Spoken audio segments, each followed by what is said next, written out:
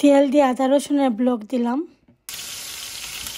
Paste দিলাম, লবণ দিলাম, কিমা দিলাম। আমি কিমারে ভাঙ্গে দিলাম, কিন্তু ড্রাই হয়ে গেছে। দিছি আমি হলুদের পাউডার, ধনিয়া পাউডার 1.5 টিস্পুন, কারি পাউডার দিলাম 1.5 টিস্পুন, আর মরিচের পাউডার দিলাম 1.5 টিস্পুন। সসটা ইউজ করবো, পুরাটাই দিলাইছি। ডাবল ক্রিমটা ইউজ করবো এটার মধ্যে। আমি পুরোটাই দিলাইছি, দেখতে পারেন। একটা পানির মধ্যে অত লাজানিয়া পাউডারগুলো বয়েল করে লাইম। বয়েল পানির মধ্যে